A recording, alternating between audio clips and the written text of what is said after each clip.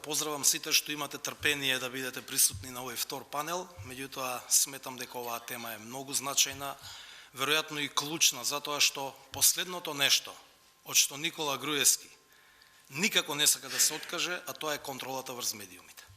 Таа е последната алатка што сака да ја задржи по секоја цена. Уште кога влеговме во преговорите, знаевме дека ова ќе биде прашањето на кое што најмногу ќе се кршат копијата и еве се докажува дека е така. Меѓутоа нема да успее ни оваа контрола да ја задржи, затоа што слободата на медиумите е суштина на демократијата во една земја. Кога се залагате за демократски стандарди, тоа значи дека мора пред се да обезбедите услови граѓаните да бидат објективно информирани. Инаку јас сум еден од тие, како ги кажа, бивш новинар, така? Фалангата на ВМРО ДПМН и политичката и медиумската, бивш новинар го нарекува секој оној што треба да е отстрелан, да не постои, да го нема.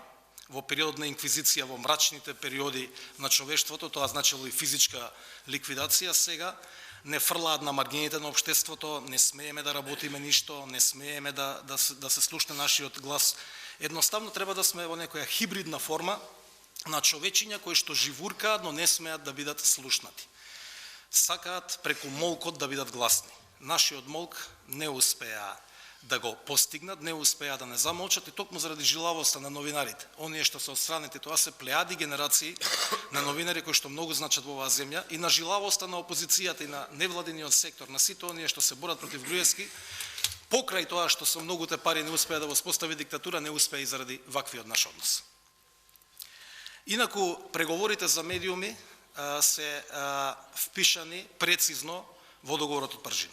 Реформата, медиумската реформа е многу децидно опишана и таа е резултат не само на минатите години извештаи што постојано доаѓаат после секој избор или во меѓуизборието од Freedom House, Репортери без граници, ОПСЕ, ОДИХР, State Department, туку затоа што реалноста во Македонија конечно е согледана, а ми се чини особено после изборите 2014 година. Апсурд е да се преговара во една држава за медиумски слободи и за права на новинарите. Меѓутоа не сме само ние, пример Србија, пример регионот, не значи дека сме среќни што има и други, но трагично е кога се доведувате во ситуација да преговарате со политички монструми од другата страна за елементарните права на професијата која што сте работеле 25 години, мене тоа во овој период ми се случува. Никола Груевски и неговите оние што доаѓаат на преговори, политички вазали, не ги интересираат извештаите, тие или ги отфрлаат или влечат лепени, сечени, креирани, монтирани делчиња од тие извештаи да прикажат дека состојбата е нормална.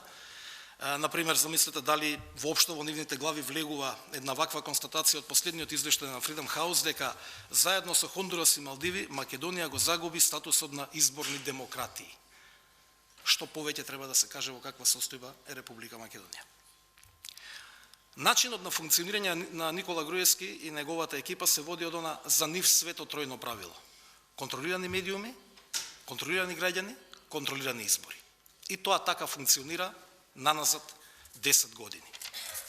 Се што прават е да ја задржат таа контрола и токму затоа ова пробивање на роковите. Медиумите првично беа договорени некаде во август, потоа на работни групи 20 октомври, крај на октомври, ноември и еве ден денеска се уште. Тоа е клучно прашање околу кое што се прекршуваме и кое што ќе одреди дали има или нема услови за одржување на фери демократски избори во Република Македонија. Го прават на многу практичен и едноставен начин, ја разбрале пропагандата на Гебелсова што многумина ја велат, знаат како да ја спроведат или знаеа, сега ми изгледаат некако раштимувани, меѓутоа го прават на два начини, а тоа е со страф и уцени врз новинарите и медиумите и со купување. Реалноста, она финансиската, е драматична и страшна. Од показателите што можеме да допреме до нив и ние и луѓето што работат во невладиниот сектор, во медиумската индустрија, бројките ги крие владата, ги крие власта, доаѓаме до некои предпоставки дека само во последниве години владата инвестирала во владините медиуми некаде околу 30 милиони евра. Пари на граѓаните на Република Македонија, буџетски пари. Тоа е една огромна сума, тоа е сума која што ја доведува владата да биде во ситуација на некогаш прв огласувач во Република Македонија. Што значи ова да поедноставам? Значи, вкупниот домашен и меѓународен бизнис што инвестира во државата, троши помалку пари во медиумите, троши помалку пари во медиумите во Република Македонија отколку што тоа го прави владата. Оние конкретни бројки до кои што успеавме да дојдеме, ја ќе ги преповторам бидејќи овде имаме и представници од сестринските партии од надвор да ја знаат и оваа реалност преку бројки изразена во Македонија, а тоа е дека само последниве 3 години од сметката на владата, значи не од министерствата, јавните предпријатија, локалната самоуправа, а тие се мнозински и во локалната самоуправа, во 3 владини телевизии се инвестирани 13 милиони евра. Во еден портал, а тоа е Курир, во Неделникот Република и во Радио Слободна Македонија, мислам дека така се вика, за една година се потрошени 3 милиони евра владини пари. Ова говори дека медиумите не само што се под диктат и притисок, туку нивните сопственици се буквално купени и платени. Купени се тие луѓе, купени се оние уредници или уредувачки тимови во првиот круг, а надоле е мизерија за сите оние што работат во тие медиуми. Значи новинарите работат за елементарни плати, не им се исплатуваат придонеси, неретко им доцнат платите и мораат да го презентираат она што им е кажано од сопствениците преку Центарот за комуникации на ВМРО-ДПМН. Затоа велам, тоа е една сурова пропаганда која што власта ја спроведува во Република Македонија во периодот на овие последни 8 години интензивно, но и во вкупно 10 години од нивното владење. Во последниот период, веројатно под притисок на сето ова што се случува и на преговарачкиот процес, а и благодарение на меѓународниот фактор што е тука, се обидуваат да прикажат некаква избалансираност. Еве сега ќе ви прочитам, да речеме, како првично изгледаат нивните информативни појаси и каков е просторот што го одвојуваат за владеачките партии, активности на власта и на партијата на власт, ВМРО-ДПМН, и за активностите на опозицијата. Например, во периодот на 10 последни дена од јануари, ова сте го слушнали на други места, најгледаната, така сакаат да ја наречат тие, национална телевизија, Сител, издвоила за позитивни прилози на ВМРО-ДПМН 12.000 секунди. Нема негативни, нема неутрални. Позитивни прилози за опозицијата има 19 секунди. Водели истрага кој ги пуштил тие 19 секунди и веројатно сторителот е елиминиран. Бивш новинар. Македонската радиотелевизија. Позитивни прилози за ВМРО-ДПМН е 5203 секунди. Позитивни на СДСМ 360 секунди, овие поголема истрага треба да направат, повеќе луѓе се вмешани во овој криминал. Продолжуваме во почетокот на февруари. Првите 10 дена 7000 паѓа Сител, значи ова е еден благ обид да покажат избалансираност, 7700 секунди позитивни за власта, Канал 5 тука се истакнал 8200 од прилика, Македонската радиотелевизија 4300, а позитивни прилози за опозицијата, за СДСМ по-конкретно, Сител 1000, Канал 5 1200 и нешто МРТ 700 секунди и така натаму продолжува овој тренд. И сето тоа фино трае до моментот на отворање на нивниот простор за гостување на представници на опозицијата во централните вести. И на Сител телевизија, и на Канал 5 телевизија. И се случува едно фрапантно интервју на, ова многу внимателно сакам да го прецизирам и ве молам така да го сватите, на главниот и одговорен уредник на Сител телевизија. Значи не збориме за име и презиме, зборуваме за функција и позиција на главен и одговорен уредник на медиум со национална концесија или дозвола за работа, кој што ја добил таа дозвола врз основа на позитивните законски прописи во Република Македонија. Интервјуто е на главниот одговорен уредник е со лидерот на опозицијата Зоран Заев. Тоа интервју, полно со говор на омраза, клевети, навреди, вулгаризми, се што е пишано како етички стандарди се прекршени, во еден момент содржи коментар од главниот одговорен уредник, вели, те тепавме на избори. Слушаме примери од регионов, ама не верувам дека некој и во овие држави каде што ваков хибриден или поинтензивно хибриден режим постои, дека вакво нешто кажал на медиум. Те тепавме на избори, му вели на лидерот на опозиција. Втората личност, исто така главна и одговорна уредничка на еден од владините медиуми, втор по гледаност, не по влијание, многу е значајно тоа, направи серија на интервјуа со представници на опозицијата, поточно со раководството, со председателот, заменик председателот, генералниот секретар кој што е воедно и министар за внатрешни работи, и почна опклади во менувачниците, велат на домашен терен игра Лидија Богатинова и доаѓаат гости од опозицијата. Кладењето не е кој ќе победи, неко колку гола ќе прими Богатинова на домашен терен. За жал, главен и одговорен уредник на медиум ниту може да се сконцентрира, ниту може да го форматира интервјуто на начин на кој што бара професијата, а при тоа се обидува да ја заврши работата на власта, па нешто критички, интензивно да влетува во одговорите и да не даде простор да одговорат повиканите.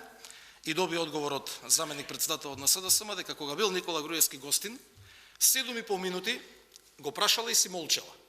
Имате експозе, така знае Груевски да доаѓа на интервјуа. Имате експозе негово и после му велат, аха добро, а економијата, па продолжуваат, аха добро, а сега бегалците он се збори.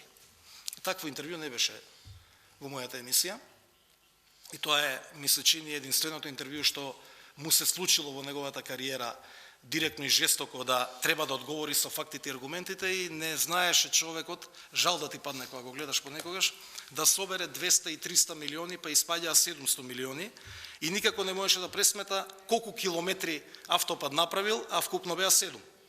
Така да тоа е Никола Груевски, кога ја нема оваа фаланга што ја нареков на почетокот, да му го држи стравот или да му ги прави така наречените интервјуа. Сега да се вратиме на преговорите, но пред тоа уште само едно нешто, да не испадне дека ние постојано велиме каква е состојбата. Е едно истражување или мониторинг на МОДЕМ, на мониторинг на демократијата во Македонија, која што вакви констатации има.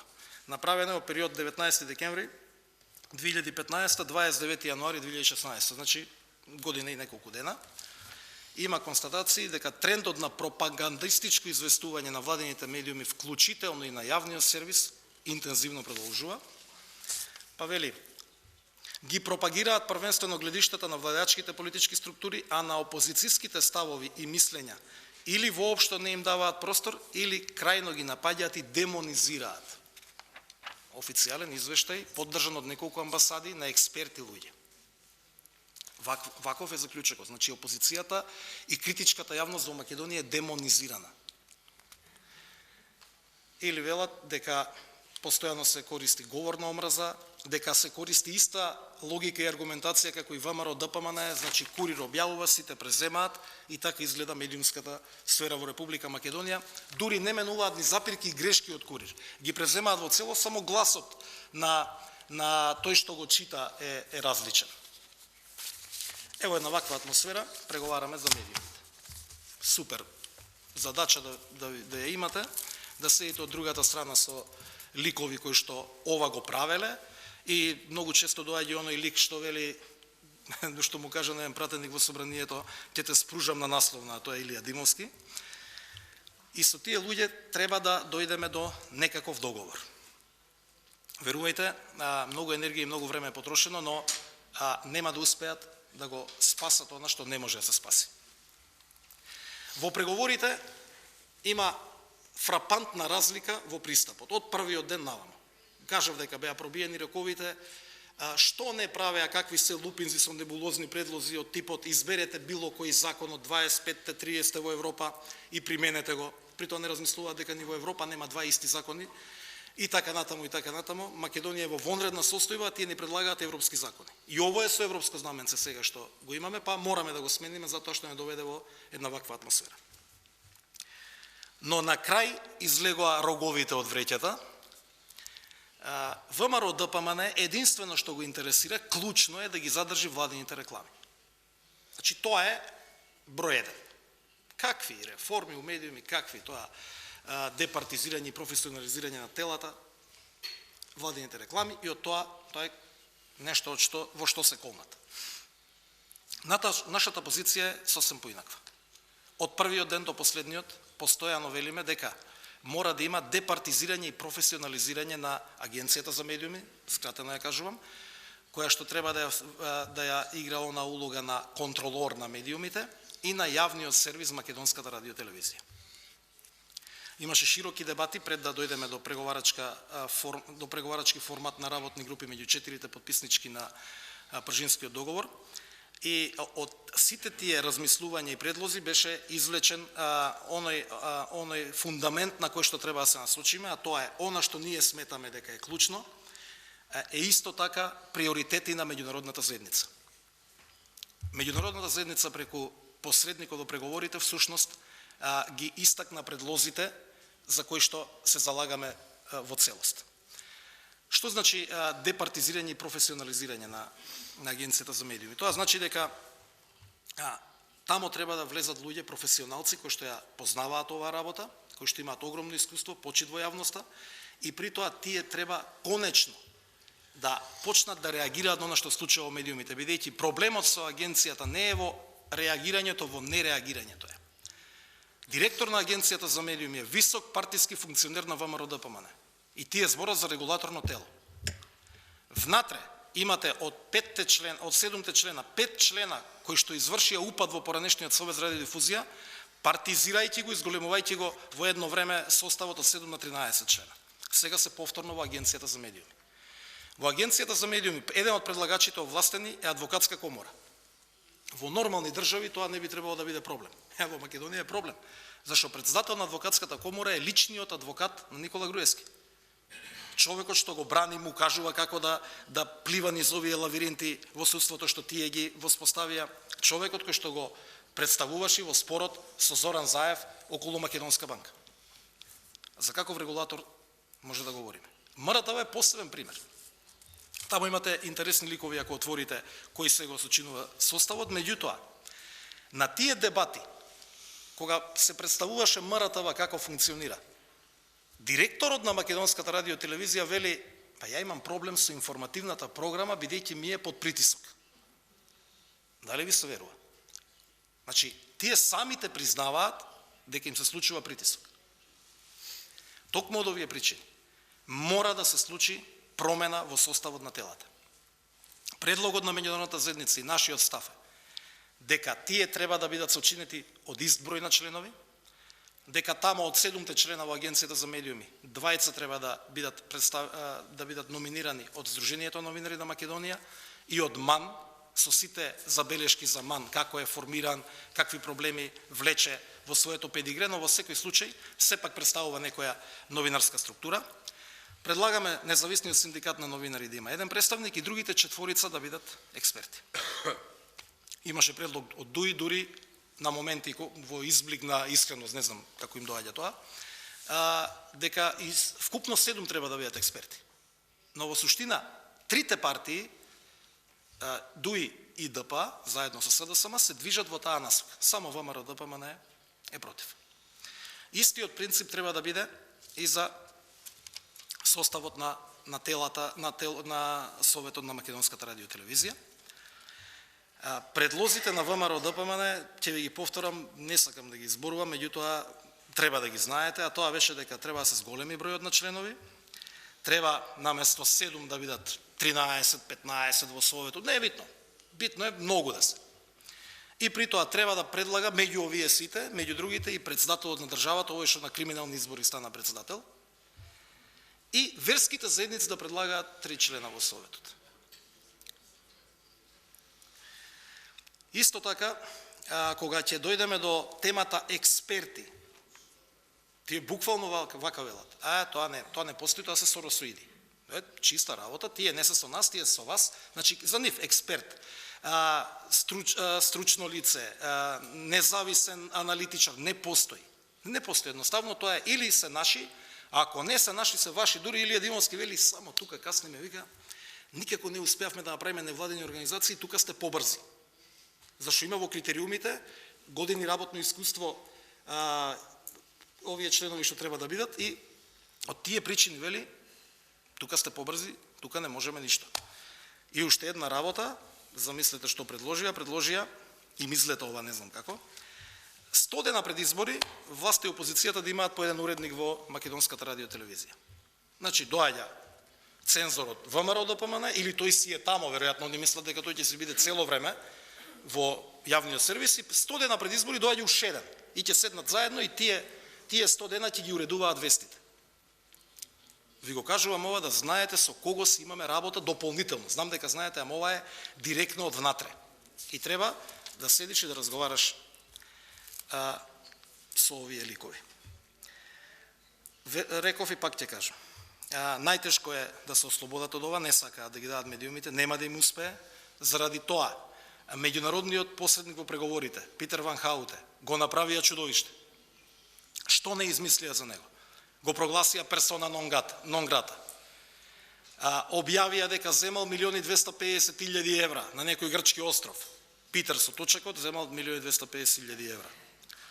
Расист бил, не знам шо бил, чудо. Требаше цела меѓународна заедница да ги опомени, тие пак не прекинуваат. Почитувани присутни, не може да има фери демократски избори без слободни медиуми. Не е битен датум, битни се критериуми. Знам, бидејќи јас сум во тој преговарачки процес директно вклучен, дека недвојбен е ставот на опозицијата и на сите оние луѓе со кои што соработувам околу ова прашање. Нема да дозволиме не само заради новинарската професија, не само заради новинарите, току за граѓаните на Македонија, заради нашите деца во оваа земја, да ни се случува една ваква ситуација. Медиумите мора да бидат слободни за граѓаните да можат да го дадат својот глас на слободни и фер избори, да ја презентираат својата волја. Благодарам.